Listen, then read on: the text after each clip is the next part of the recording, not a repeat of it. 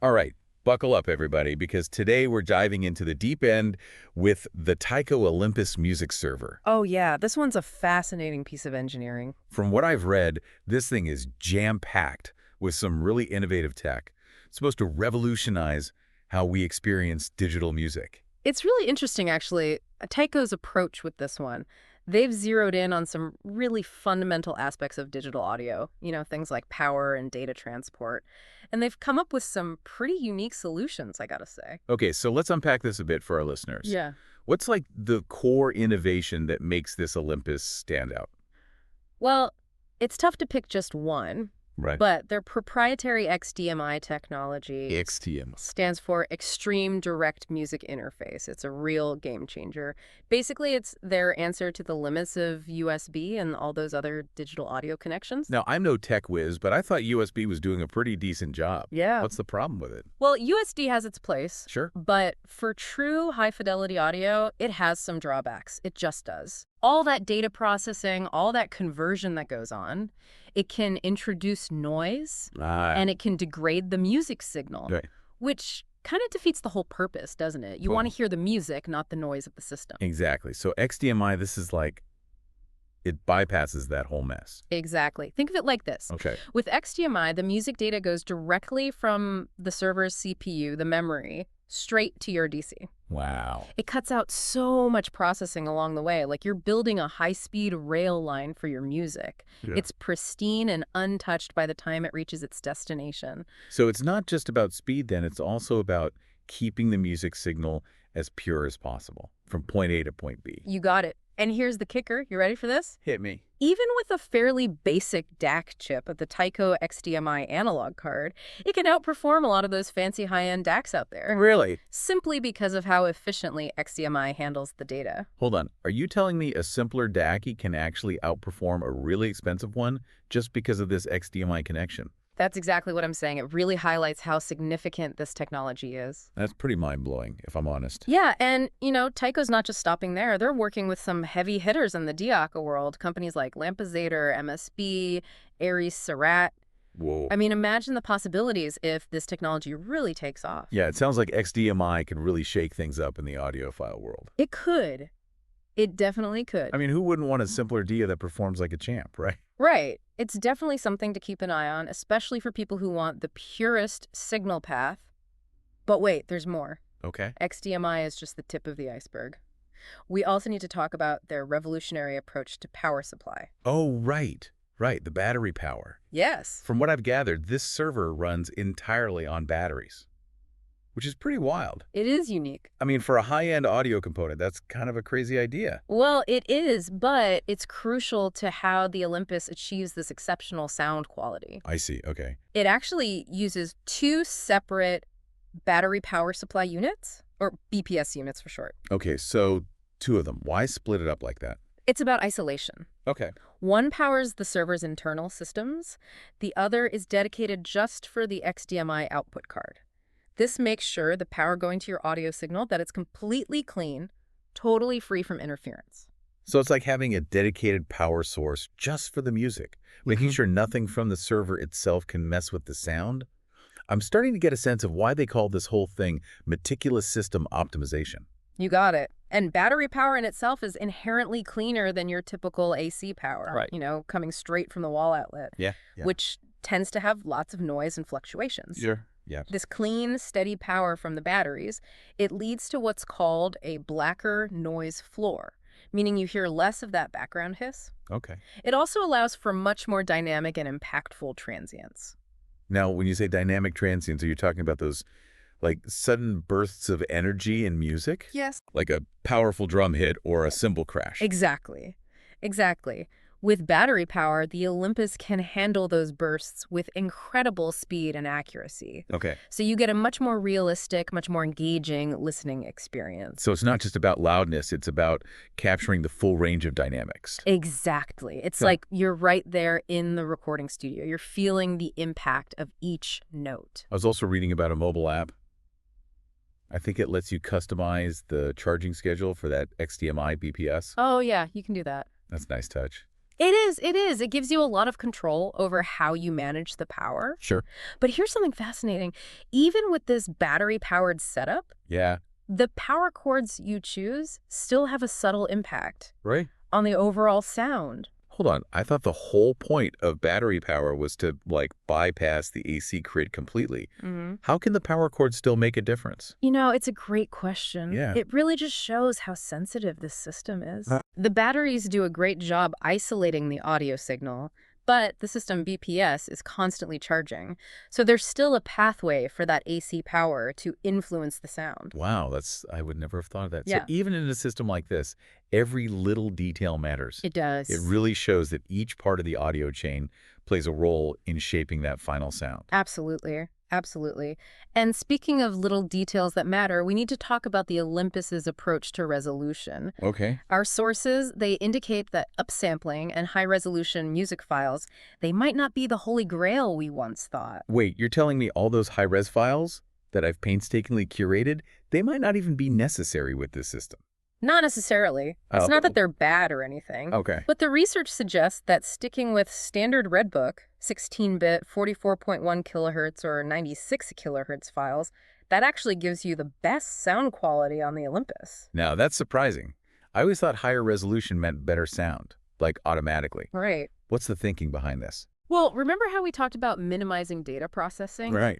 Every time you manipulate a digital audio file, you run the risk of introducing some level of degradation. Okay, right. With the Olympus and that XDMI connection, the goal is to keep the signal path as pure as possible. So by using lower resolution files, there's less processing needed, and that lets the XDMI shine through even more. Exactly. It's a real testament to Taiko's philosophy. Okay. Simplifying the signal path to get the most natural, most revealing sound. This is making me rethink my whole approach to digital music. Maybe less is more with this thing.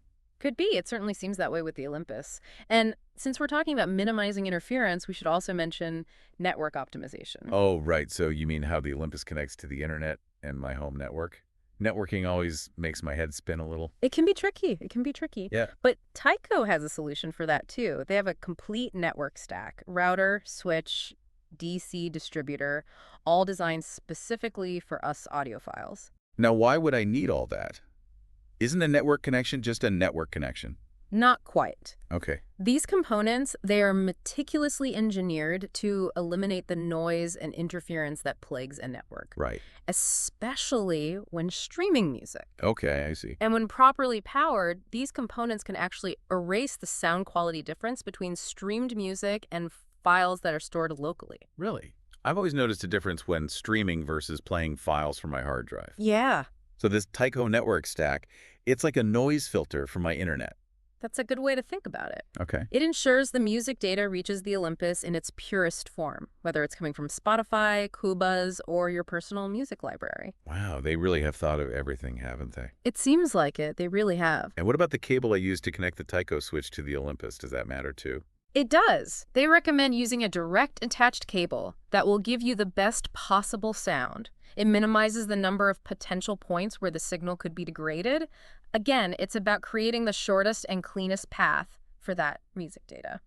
Okay, I'm starting to get just how much attention to detail has gone into this thing. They're not just thinking about the big components, but every little link in the chain. That's exactly it. And here's where it gets even more interesting. Ready for this one? Okay. Our research suggests that internal music storage might not be the best option for this server. Wait, what? Yeah. Don't most high-end music servers, they pride themselves on having tons of internal storage? They do. But our sources indicate that streaming, or playing music from a NAS, a file server, that actually sounds better than playing it from the Olympus's internal storage. Okay, now that's a curveball. Why would that be? Isn't internal storage, like, supposed to be more convenient, more reliable? It is convenient, but it all comes down to noise. Even the simple act of accessing data from a hard drive can introduce noise into the system. It's subtle, but it's there. So even the internal hard drive can be a source of interference? Exactly. That's fascinating. By keeping your music files on a separate device, you're basically keeping that noise away from the Olympus's delicate circuitry. So even though it's more convenient to have it all in one place, separating it actually can give you a better sound. It can. It can. But I get it. What about people with massive music libraries? Right. External storage can be kind of a hassle. It can be. The Olympus does use a single U.3 drive for internal storage, though. Okay. And it offers capacities from 4 terabytes all the way up to 60 terabytes. 60 terabytes. That's like a lifetime of music. It is. But even with all that storage space, the research suggests that for the purest sound, external storage might still be the way to go. Wow. It's a trade-off, convenience versus ultimate fidelity. This is why we're doing this deep dive. I'm starting to see why this Olympus is making waves. But with all this cutting-edge tech, is it even user-friendly? Oh, absolutely, absolutely. All right. You don't need an engineering degree to operate this thing. The primary music playback software for the Olympus is Roon. Ah, Roon. Yeah. Which is known for its user-friendly interface and its powerful features. Yeah, Roon. Have heard good things. Yeah. It's pretty popular among audiophiles. It is. And for good reason. Okay. It's really easy to use, and it gives you seamless access to all those streaming services like Tidal, Qobuz, plus your own personal music library over your network. So even though the Olympus itself is a closed system, I still have a lot of flexibility in terms of how I access and manage my music collection. Absolutely, Yeah. you do. And Taiko is also planning to port their own XDMS music player to the Olympus in the future. Oh, cool. Yeah. More choices for users. Yeah. Always good. I have to say, we've only just scratched the surface here, but this Taiko Olympus is already shaping up to be a technological marvel. Yeah. This XDMI interface, Yeah. the battery power system, the attention to network optimization, it's really impressive. It is. And it raises some interesting questions about the future of digital audio. Yeah, what does it mean when a system like this prioritizes power and data transport to this degree? Exactly. What does that mean for the future of DAC design, how we experience music? That's the big question, isn't it? Yeah, it really is. It seems like the lines between source and DACs are becoming less clear-cut. They are. They Yeah, are. yeah. We'll have to wait and see how it all evolves, Indeed. Yeah. Welcome back to our deep dive into the Taiko Olympus. Last time, we really got into the nitty-gritty of the tech behind this music server. But now, let's talk about what really matters. What it sounds like. Yeah, exactly. All that fancy tech is great, but it's got to translate into a more enjoyable, more immersive way to listen to music. Right. So, spill the beans. How does it all come together sonically? Well, let me tell you, the sonic improvements reported by our sources, they're pretty amazing. Okay. People are talking about a listening experience that's both incredibly detailed and incredibly effortless. Detailed and effortless. Those two Correct. things seem almost contradictory. How do those even work together? Think of it this way. The music just flows. Okay. Naturally, no strain, no digital artifacts getting in the way. Yeah. It's like, someone just cleaned the window to your music. Okay. You're hearing everything with this newfound clarity, this transparency you didn't have before. I like that analogy. Yeah, it paints a picture of a very pure, unadulterated listening experience. That's it. And the Olympus, it creates this wide, spacious soundstage. Instruments, they're precisely placed, layered in a three-dimensional space. Wow, a holographic What soundstage. if a holographic representation of the performance right there in your listening room? That's impressive. So is it all about, the spatial aspects, or are there other sonic benefits? Oh, there's so much more. Okay. The Olympus, it reveals this incredible level of detail, nuance in the music that you just don't get with other systems. Okay, but give me some specifics here. What kind of details are we talking about? Imagine hearing the texture of a bow gliding across a violin string, Okay. or the subtle decay of a piano note as it fades into silence, or even those tiny inflections in a singer's voice. Yeah. The breaths, the whispers, Those little things. those little things that convey so much emotion. The Olympus brings it all to the forefront. The music just feels more intimate, more engaging. So it's not just hearing more, it's about hearing better. Experiencing a deeper level of musical expression. Okay, I'm starting to see why audiophiles are raving about this. Absolutely. And it's not just hardcore audiophiles. Okay. Even casual listeners, they're struck by how the Olympus draws them into the music, makes it more captivating, more emotionally resonant. Okay, you've got me hooked. But do we have any specific listening impressions from our sources? Paint me a picture. What's it actually like to listen to this thing? Oh, we do. One listener, they were listening to Diana Krall, Boulevard of Broken Dreams. Okay. They were just blown away by the balance between the piano and the stand-up bass. Okay. The tonal detail, the clarity, especially in the bass frequencies, they said it was the clearest, most real-sounding bass they'd ever heard. Now, I'm a sucker for a good bass line, so that definitely piques my interest. What other impressions stuck with you? Another listener raved about a close-miced piano recording, Jenna Mamina's cover of Joni Mitchell's Case of You. Okay. They said they felt like they were right there in the room with the performer. They could feel the full weight and resonance of the Steinway piano. They even compared it to listening to their own vintage Steinway at home. Wow. To be able to convey that energy, that emotion of a live performance through a digital system, that's incredible. I'm starting to get a sense of the magic this server can create. Any other noteworthy impressions? Oh, yeah. Orchestral works, for example. Okay. One listener mentioned Reiner's Scheherazade. They talked about this remarkable sense of space and detail with each instrument so clearly defined within the orchestra. Yeah, that's amazing. They were impressed by how they could focus on individual sections or players, but then effortlessly shift their attention back to the orchestra as a whole. Yeah, like you're in a concert hall. It really speaks to the dynamic range and the clarity that the Olympus is capable of. It's like having that front row seat at the symphony, but with the added benefit of being able to zoom in and out on specific details. Right, exactly. It's like having the conductor's perspective almost. Yeah. And speaking of immersion, you know what our sources were really enthusiastic about? What's that? Binaural recordings. Oh, right, binaural recordings. Those are the ones that create that 3D audio effect when you're listening with headphones. Exactly. Yeah, yeah. They use those special recording techniques to, Yeah. like, trick your brain into perceiving sound in a three-dimensional way. Right, with that sense of direction and distance. Okay, so how did the Olympus enhance those binaural recordings? I bet it was pretty spectacular. It was. Listeners talked about an incredibly realistic and enveloping experience, Okay. a heightened sense of space and depth. Yeah. They felt transported to the location of the recording, surrounded by the performers, like they were right there experiencing the performance firsthand. Wow. Okay, I'm getting serious audio envy here. Yeah. But beyond these specific examples, is there a common thread? A quality that the Olympus consistently delivers? If I had to sum it up in one word, Effortless. effortless. The music just flows Yeah. naturally, free from any sense of, digital harshness or fatigue. Okay. Listeners talk about this relaxed, engaging experience that can just sink into the music, let it wash over them. That's a real testament to Taiko's design philosophy. It is. It's not just about achieving technical perfection, but about creating a listening experience that's both emotionally engaging and sonically satisfying. They've really hit the mark here. They have. The Olympus, it bridges the gap between the technical and the emotional, giving you an experience that's, intellectually stimulating and deeply moving. Yeah. It's a system that speaks to both your head and your heart. Okay. Yeah. It sounds like they achieved something really special here. But even the most impressive systems have their quirks, right? Are there any drawbacks or limitations to this server that our listeners should know about?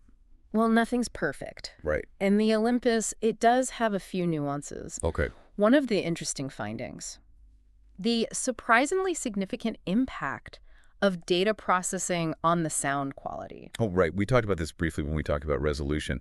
But can you elaborate on how that plays out in practice? So even seemingly minor tasks, Yeah. like analyzing music files, running background processes, that can actually increase the power consumption of the Olympus. Oh, interesting. And remember how we talked about higher power consumption? Right. That can have a slight impact on the XDMI interface. So it's not just about the quality of the components, but also how efficiently they're being used.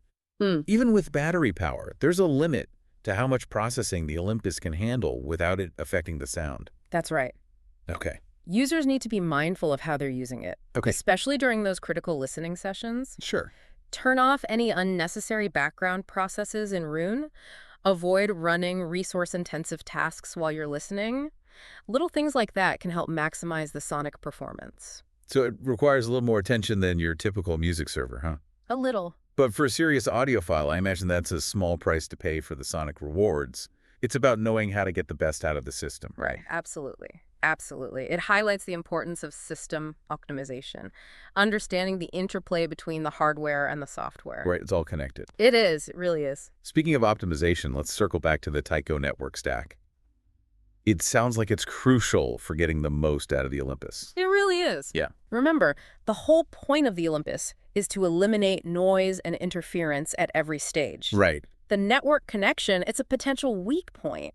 It needs to be addressed. because it's a potential source of noise and interference. It is. I've always struggled to get my network audio set up to sound as good as my local files. Yeah, that's a common experience. Okay. Data packets traveling over a network, they can get corrupted, they can be delayed. Yeah, I see. That leads to glitches, distortions in the music. And that's where the Taiko network stack comes in. It's like a specialized shield for the music data. Exactly. The Yep. Taiko router, switch, and DC distributor, they all work together to create this dedicated low-noise network for the Olympus. Okay. It's like building a private highway for your music data. Keeps it away from all that other internet traffic in your home. I'm starting to see why the full Taiko network stack is almost mandatory for getting the best out of the Olympus. Yeah. It's about removing every possible source of interference, no matter how tiny. That's exactly it. It's a substantial investment, but the sonic benefits, they're undeniable. Now, what about internal storage? We talked about how external storage might be the best for absolute fidelity, but not everyone wants to set up a separate NAS or file server. Is internal storage a viable option? It is. It's definitely convenient. But the research is pretty clear. Playing music from the Olympus's internal storage, it introduces a bit of noise. Okay. It's subtle, but it's audible. It's there. And that noise is coming from the hard drive itself, even if it's a quiet one. That's right. Even the most sophisticated hard drive, it generates a little bit of electrical and mechanical noise. And in a system as sensitive as the Olympus, well, it's perceptible. It's all about that last bit of refinement. So besides using external storage, is there anything else listeners can do to minimize this noise if they choose internal storage? One option is to be picky about the drive itself. Our sources suggest using a single U.3 drive. That gives you the best performance in terms of noise reduction. Seems like it's about minimizing the number of moving parts, potential points of interference. So it's not just about capacity, it's about the type and configuration of the drive as well. Yeah. It seems like every detail matters when optimizing this Olympus. It does, and that's what makes it so fascinating. Right. It's a system that rewards you for paying attention to detail Okay. and understanding how each component contributes to the overall sonic picture. You've definitely opened my ears to the world of high-fidelity digital audio. But let's bring it back to the heart of it all, the music. If you had to describe the overall listening experience on the Olympus, what would you say?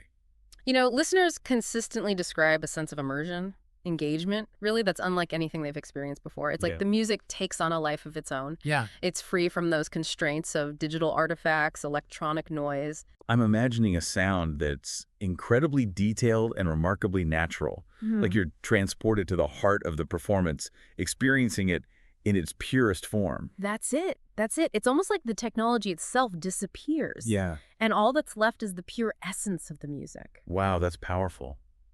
It's a reminder that technology should enhance our musical experiences, not detract from them. Exactly. And it seems like the Taiko Olympus, it embodies that philosophy perfectly. It does. It uses technology to achieve a level of musical realism that's just remarkable. I want to hear more about this musical realism. What specific sonic qualities does the Olympus excel at? Like, what are the hallmarks of its sound signature? One of the most striking things is the dynamics. Remember we talked about dynamic transients. The battery power supply allows the Olympus to handle those sudden bursts of energy with such speed, such precision. It creates a much more realistic, a much more impactful listening experience. It's like the difference between watching a fireworks display on a small screen versus being right there in the moment, feeling that rumble in your chest. That's a great analogy. It's not just about making the music louder. It's about capturing the full range of dynamic expression, from those quietest whispers to the most powerful crescendos, conveying that raw energy, that emotion of a live performance. Exactly. And another thing that consistently stands out is the bass performance. Right. Listeners often describe the bass as deep, articulate, incredibly impactful, Yeah. yet perfectly controlled. Okay. It never overpowers the rest of the music. We heard from that one listener who was blown away by the bass on that Diana Krall recording. Right. It sounds like the Olympus delivers a truly visceral experience. It does. And it's not just about having a lot of bass. It's about the quality of the bass. Right. It's tight. It's nuanced.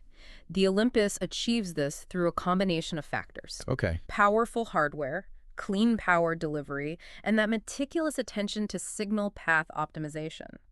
It's about getting every detail right, from the source to the speaker. So it's not just about the bass itself, it's about how it interacts with the rest of the music, Yeah. creating a cohesive listening experience. You got it. And that sense of cohesion, it extends to every aspect of the sound. Okay. Instruments are clearly defined, yet they blend seamlessly. It's like listening to a well-rehearsed ensemble, you know? Each musician's playing their part perfectly, but they're all working together to create something greater. That's beautiful. It sounds like the Olympus isn't just reproducing music, it's revealing the artistry behind the music, Exactly. allowing the listener to connect with the performance on a deeper level. That's it. It's a system that encourages you to listen more deeply, to engage with the music on an emotional level, to appreciate the skill, the creativity of the performers. It elevates the art of listening. Well, you've certainly painted a compelling picture of the Olympus listening experience. It's a system that seems to push the boundaries of what's possible in digital audio, delivering a level of realism and musicality that's pretty remarkable. It does, but remember, this is just the beginning. Good. Taiko, they're continuing to refine the technology, explore new possibilities. The Olympus is only going to get better. That's exciting. And it begs the question, what does all this mean for the future of digital audio? I mean, if a system like the Olympus can do this today, what can we expect in the years to come? Great question. That's exactly what we'll delve into in the next part of our deep dive. We'll explore those broader implications of the Taiko Olympus, what it might tell us about the future of digital music playback. And we're back for the final part of our deep dive into the Taiko Olympus music server. We've covered a lot of ground, from the tech specs to the actual listening experience. It's been quite the journey, really unpacking all the layers of innovation packed into the system. Taiko has really challenged some fundamental ideas about digital music playback. Yeah, for sure. XDMI, battery power, the network stack, they haven't held back. But now we want to zoom out a bit. What does the Olympus tell us about the future of digital audio in general? Where's all this innovation headed? That's a great question. It has big implications, not just for us audiophiles, but for anyone who loves music. All right, give it to me straight. What's your take on the future of digital audio? Is this a glimpse of what's to come? I think so. The Taiko Olympus, it really signals a new era for digital audio. We're finally starting to break free from the limitations of those traditional playback methods. You're talking about those age-old issues that have always plagued digital audio. Exactly. Jitter, noise, loss of detail during the conversion process, all those gremlins. Right, right. Always lurking in the shadows. The Olympus, with that XDMI interface, that meticulous design, it shows us we can achieve a level of fidelity, of musicality, that rivals the best analog systems. Wow, that's saying something. It is. But I can see how the Olympus is like a signpost, pointing towards a future where the whole analog versus digital debate becomes irrelevant. Right. It's all about the music at the end of the day. Exactly, exactly. And I think we'll see even more focus on minimizing those gremlins. Noise, interference, making sure that music signal stays pure from the source all the way to your speakers. It'll be interesting to see what kind of technologies they come up with to achieve that. We probably haven't even thought of them yet. Who knows what the future holds? Right. But what about the DAC? Hmm. Where does it fit in all of this? That's the big question, isn't it? If systems like the Olympus are doing more of the heavy lifting, the processing, the signal management, does that mean the DA is becoming less important? It's a good question. The Olympus definitely challenges the traditional roles here. The source, the DAC with XDMI, the servers playing a much more active role in shaping the sound. So it's less about the DAC on its own and more about how the entire system works together, like a team. Exactly. And I think we're going to see more of that. Systems becoming more integrated, the lines blurring between source, DAC, even amplification. This holistic approach to audio, that's where things are going. It's like that concept of a digital amp, but taking it to the next level, encompassing the entire audio chain. That's a great way to put it. We might even see separate decks becoming a thing of the past as systems like the Olympus take over that whole conversion process. Now, that would be a major shift, wouldn't it? It would. But let's not get ahead of ourselves. What about the near future? What's Taiko? Taiko got up their sleeve for the Olympus? Any juicy insider info you can share? Spill the tea. Well, they've hinted at some exciting stuff. New XDMI output modules that will offer even better flexibility and performance. Like that MSB Pro ISL interface I read about. That one sounds pretty interesting. That's one to watch, for sure. Collaborating with those top-tier DX manufacturers, it means XDMI can be integrated into a much wider range of high-end systems. Okay, that makes sense. So what about the software side of things? Any news on Rune or their own XDMS player? They're still working on those, but Taiko has said they're committed to optimizing both for the Olympus. They're always exploring new features to improve the user experience, making it more intuitive, more enjoyable. So it sounds like the Olympus is just the beginning, the first step in a whole new wave of innovation for digital audio. They've really opened up the possibilities. I think so. As more people experience this system, I think it'll have a ripple effect across the industry. A ripple effect. What do you mean by that? Other manufacturers, they're going to see this and want to push their own boundaries. Yeah. We'll see a renewed focus on power delivery, signal paths, reducing noise. Right. The Olympus is like the new standard, raising the bar for everyone. Or exactly. It's not just a great product, it's a catalyst for change. That's pretty amazing. But beyond all the tech talk, how will systems like this actually change the way we listen to music? I think the biggest impact will be a deeper appreciation for the emotional power of music. Oh, I like that. You know, when you listen on a system that's free of distractions, free of distortions, you connect with the music on a whole other level. It's like the difference between reading a book in a busy cafe versus reading it in a quiet library. That quiet space lets you really get lost in the story. Perfect analogy. The Taiko Olympus creates that same kind of sonic sanctuary. You escape the noise of the world and just lose yourself in the music. It's a space where the music can really work its magic. And in a world that's full of distractions, that's a pretty amazing thing. Music isn't just sound, it's a language of emotion. It's comfort, it's inspiration. It connects us. It does. The Taiko Olympus is a technological marvel, no doubt, but it's also a reminder of how powerful music can be, how it can move us, inspire us, connect us to something bigger than ourselves. Beautifully put. And I think that's a perfect way to wrap up our deep dive into this incredible system. We've explored the tech, the sound, the future possibilities. But more than that, we've been reminded of what truly immersive listening can be and the power of music to transform us. Couldn't have said it better myself. So if you have the chance, I Yeah. urge you, go listen to the Taiko Olympus for yourself. Experience the magic firsthand and rediscover the joy of truly deep listening. Yes. Go hear it, feel it, and let the music take you away. Until next time, happy listening, everyone.